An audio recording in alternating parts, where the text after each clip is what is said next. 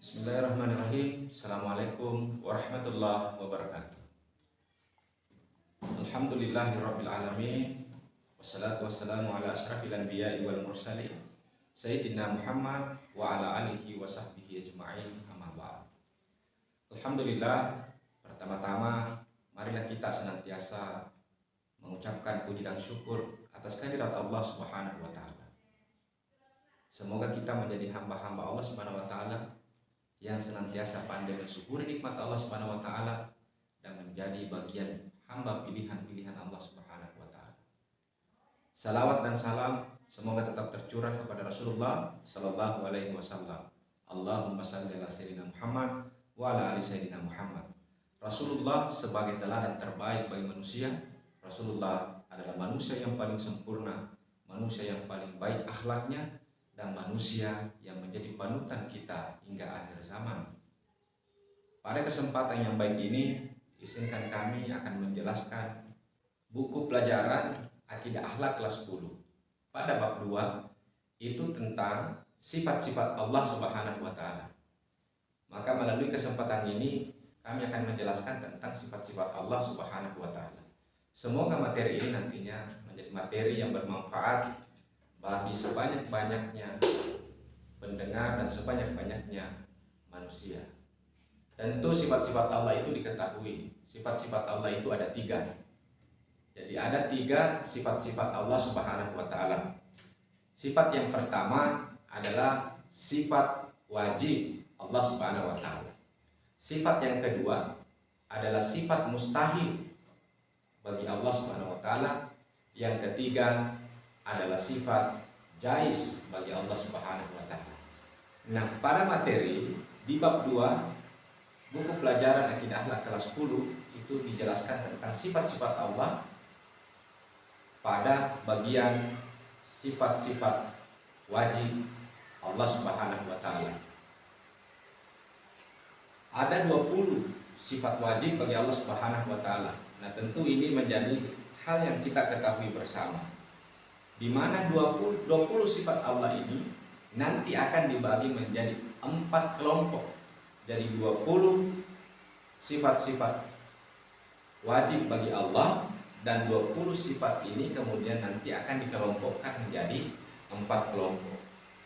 Mari kita lihat apa-apa saja yang menjadi sifat-sifat wajib Allah Subhanahu wa taala. Yang pertama adalah wujud. Jadi Allah itu ada. Yang kedua, qidam, artinya terdahulu. Yang ketiga, baqa, artinya kekal. Yang keempat, mukhalafatuhu lil al-hawadisi. Allah itu tidak berharap kepada ciptaan atau selain daripada dirinya. Yang kelima, qiyamuhu binafsi, artinya Allah itu mandiri, sendiri, dan tidak membutuhkan kekuatan yang lain. Yang keenam, wahdaniyah. Yang ketujuh, kudrah, berkuasa. Yang kedelapan, iradat. Kesembilan, ilmu. Kesepuluh, hayat, artinya Allah itu hidup. 11, sama. 12, bashar. Ke-13, qalam. Ke-14, qadirun. Ke-15, muridun.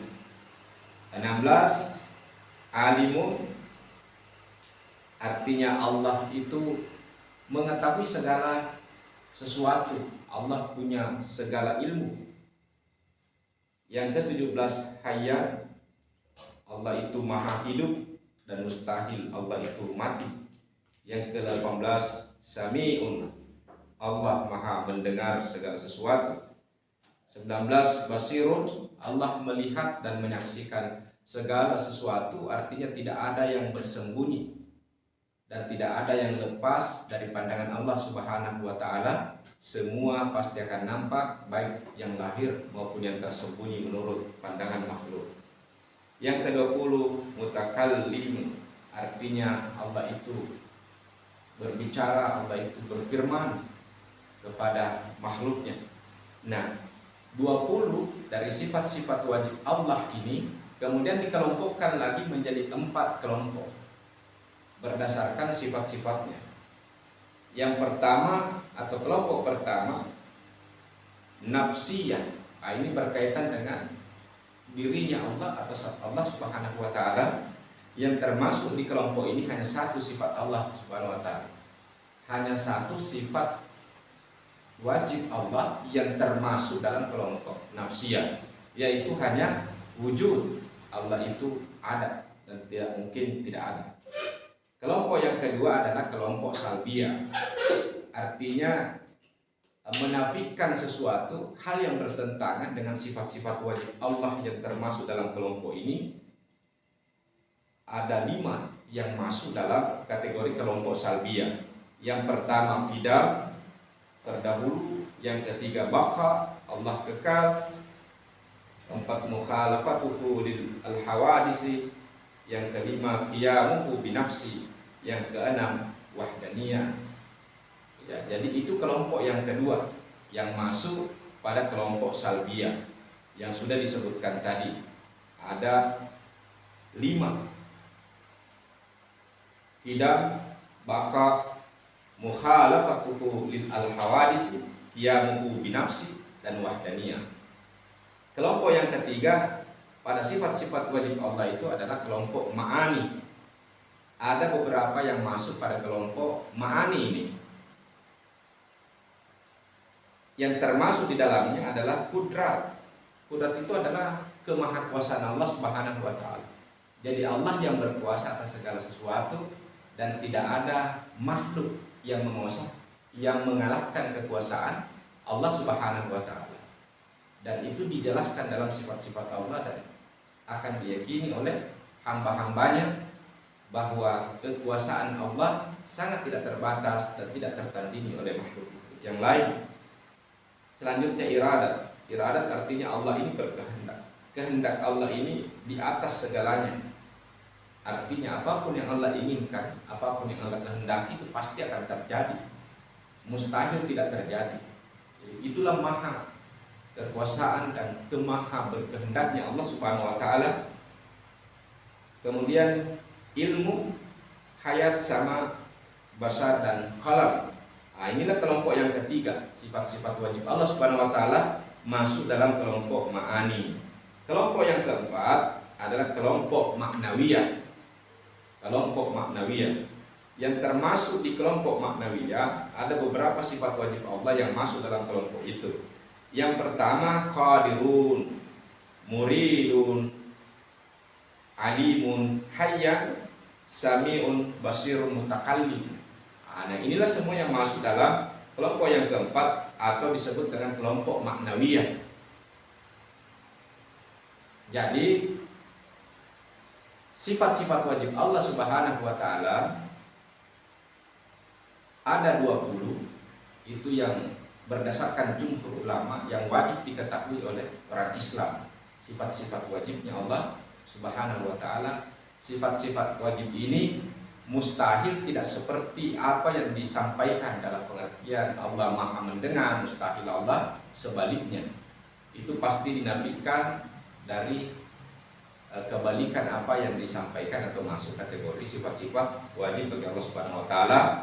Yang selanjutnya 20 sifat wajib Allah ini tadi saya sudah jelaskan bahwa nanti akan dibagi menjadi 4 kelompok ya. Jadi 20 sifat Allah dibagi menjadi kategori, 4 kategori. Kategori pertama adalah kategori nafsiyah, yang kedua kategori salbiyah, yang ketiga masuk kategori ma'ani, dan yang keempat masuk kategori maknawiyah. Itu sudah dijelaskan secara terpisah berdasarkan dengan kelompok dan kategorinya masing-masing.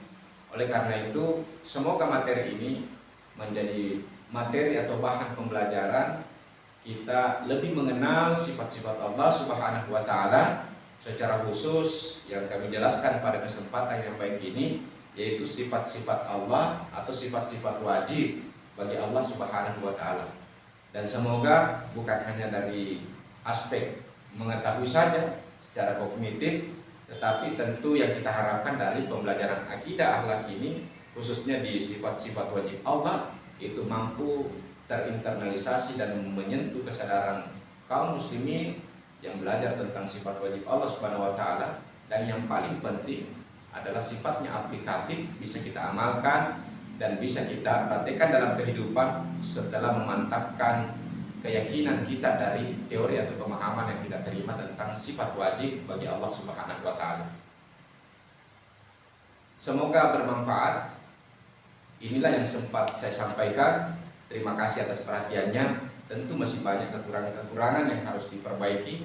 Ketika ada kebenarannya datangnya dari Allah, ketika ada kekurangan tentu itu hilaf semata-mata dari pembicara. Wabillahi taufiq. Wassalamualaikum warahmatullahi wabarakatuh.